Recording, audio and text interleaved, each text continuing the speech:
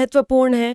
ऐसा लग रहा है कि भारत अब शायद रूस और चीन के साथ अपने रिश्तों को फिर से संतुलित करने की कोशिश कर सकता है। जैसे प्रधानमंत्री मोदी की हाल की एससीओ शिखर सम्मेलन यात्रा। बिल्कुल, शंघाई सहयोग संगठन, जिसमें चीन अपने ऊंचे टैरिफ, रूस से तेल खरीदने का मामला और ब्रिक्स समूह में भारत की सक्रियता। सही। और इन सब का असर भारत के निर्यात और यहाँ तक कि जीडीपी पर भी पड़ने की आशंका जताई जा रही है। कुछ अनुमान है कि शायद 20-30 बेसिस पॉइंट्स की कमी आ सकती है। हाँ, वो अल्पकालिक असर तो है, पर देखिए, ये मामला सिर्फ व्यापार का नहीं है। वही मैं सोच रही थी, ये भारत की रणनीतिक स्वायत्तता, मतलब अपने फैसले खुद लेने की जो हमारी नीति है, उस पर भी एक तरह का दबाव लगता है। बिल्कुल, इसमें कूटनीति, हमारी अपनी घरेलू नीतियां और दुनिया में जो शक्ति संतुलन बदल रहा है, वो सब शामिल है। ये काफी उलझा हुआ मुद्दा है। तो क्या ये सिर्फ राष्ट्रपति ट्रंप की वही पुरानी दबाव बनाने की रणनीति है? वो जाने जाते हैं अपनी अप्रत्याशितता के लिए, तो क्या उनके साथ किसी समझौते पर भरोसा किया जा सकता है? देखिए, ये उनकी शैली का हिस्सा तो है, इसमें कोई शक नहीं, लेकिन भरोसे की बात करें तो उनका रिकॉर्ड अच्छा नहीं रहा है। हाँ। कनाडा और मेक्सिको के साथ जो हुआ वो हम देख चुके हैं। समझौते टिकते नहीं है, और शायद भारत ने शुरुआत में थोड़ी ज्यादा नरमी दिखा दी। अच्छा, मतलब आपको लगता है हमें और सख्त होना चाहिए था? मेरा मतलब है कि वैश्विक मंच पर ऐसे दबावों से निपटने का एक तरीका होता है। देखिए, मेक्सिको जैसे देश जो अमेरिका पर हमसे कहीं ज्यादा निर्भर हैं, उन्होंने भी ज्यादा गरिमा दिखाई है, पूरी तरह झुके नहीं। तो फिर भारत के पास अब रास्ते क्या है? कुछ लोग कह रहे हैं कि बाजार खोलना, कुछ खास सेक्टर्स में रियायतें देना शायद भारत के ही हित में हो। हाँ, ये तर्क दिया जाता है कि शायद हमारी कुछ मौजूदा बाधाएं सिर्फ कुछ बड़ी कंपनियों को ही फायदा पहुंचा रही हैं। सही। लेकिन देखिए, कोई भी व्यापार नीति एक बड़ी सोची समझी औद्योगिक नीति का हिस्सा होनी चाहिए, जिसका लक्ष्य हो रोजगार पैदा करना, देश के हितों को साधना। हाँ, मतलब आंख बंद करके बाजार खोल देना सही नहीं होगा। बिल्कुल नहीं, खासकर किसी के हुक्म पर। हमें रणनीतिक रूप से सोचना होगा कि कौन से क्षेत्र खोलने से आम लोगों को, देश को असल में फायदा होगा। लेकिन अमेरिकी बाजार का महत्व, क्या हम उसे नजरअंदाज कर सकते हैं?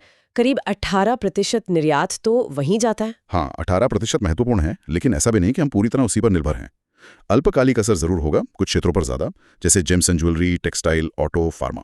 तो फिर प्लान बी क्या है? बिल्कुल, प्लान बी होना ही चाहिए, और है भी। पहला तो दूसरे बाजारों पर ज्यादा ध्यान देना। एशिया, लैटिन अमेरिका, अफ्रीका, ये ज्यादा गतिशील बाजार हैं। और दूसरा और शायद सबसे जरूरी, अपने घरेलू बाजार को मजबूत करना। सोचिए, हम 1.4 अरब लोग हैं। हाँ, ये तो है। अगर हम नीचे के 70-80% लोगों की आमदनी और उनकी खरीदने की ताकत बढ़ा सकें, किसानों की आय बेहतर हो, छोटे उद्योगों को समर्थन मिले। मतलब मेक इन इंडिया सिर्फ निर्यात के लिए नहीं, भारत के लिए भी। बिल्कुल, चीन ने यही किया। हमें निर्यात पर अपनी निर्भरता धीरे धीरे कम करनी होगी। इतने बड़े देश के लिए सिर्फ निर्यात केंद्रित होना तर्कसंगत नहीं लगता। ये घरेलू फोकस वाली बात दिलचस्प है, पर इसमें भू राजनीति का क्या एंगल है? चीन का डर, एक तरफ ब्रिक्स, दूसरी तरफ क्वाड, क्या ये भारत के हाथ बांधता है? हाँ, ये चीन वाला फैक्टर, मतलब the elephant in the room, वो शायद एक बड़ा कारण है कि भारत अमेरिका के प्रति थोड़ी नरमी बरत रहा है या ब्रिक्स जैसे मंचों पर हिचक रहा है। ये हमारी रणनीतिक स्वायत्ता के दावे के थोड़ा विपरीत जाता है ना। अगर हम चीन के डर से अमेरिका की तरफ झुक रहे हैं, तो स्वायत्ता कहाँ रही? सही बात। भारत को अपनी वो स्वायत्ता फिर से मजबूत करनी होगी, अपने हिसाब से गठजोड़ बनाने होंगे, चाहे वो ब्रिक्स के भीतर हो या किसी और मंच पर, मुद्दों के आधार पर।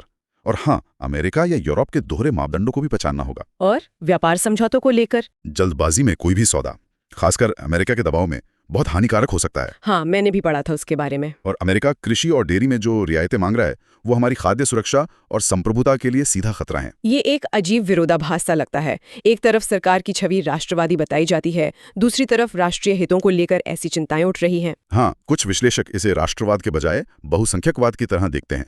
और देखिए, ये दबाव सिर्फ व्यापार का नहीं है, ये भारत की विदेश नीति से भी जुड़ा है। जैसे रूस से तेल खरीदना। हाँ, जबकि मजे की बात यह है कि अमेरिका खुद भी रूस से काफी व्यापार कर रहा है, और इसमें शायद ट्रंप का व्यक्तिगत अहंकार भी है। वो भारत पाक संघर्ष विराम का श्रेय लेना चाहते थे, भारत ने मना किया तो वो नाराज हो गए। मतलब व्यक्तिगत रिश्ते भू राजनीति में काम नहीं आते। बहुत कम, या शायद नहीं के बराबर। तो आगे क्या रास्ता दिखता है? अगले साल भारत ब्रिक्स की मेजबानी करेगा, इस साल क्वाड की बैठक, नवंबर तक अमेरिका के साथ डील की भी बातें चल रही हैं। उम्मीद यही करनी चाहिए कि नवंबर तक कोई जल्दबाजी में डील ना हो जाए, क्योंकि एक खराब डील का नुकसान टैरिफ के असर से कई ज्यादा और लंबे समय तक रहेगा। हाँ, वो 20-30 बेसिस पॉइंट्स का जीडीपी पर असर शायद मैनेज हो जाए। बिल्कुल, उससे कहीं बड़ा नुकसान एक गलत समझौता कर सकता है।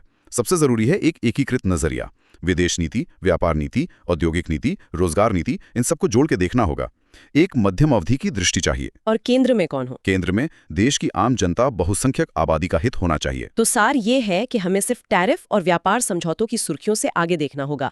भारत की असली ताकत शायद उसके अपने विशाल घरेलू बाजार और अपनी रणनीतिक आजादी को बनाए रखने में है। बिल्कुल सही। चलिए श्रोताओं के लिए एक विचार के साथ इसे समाप्त करते हैं। सोचिए, अगर हमारी व्यापार और विदेश नीति को सिर्फ कुछ अभिजात वर्गों के हितों के बजाय देश की 80% आबादी की आय और उनकी खरीदने की क्षमता बढ़ाने पर केंद्रित किया जाए, तो वैश्विक मंच पर भारत की अपनी स्थिति कैसे बदल सकती है।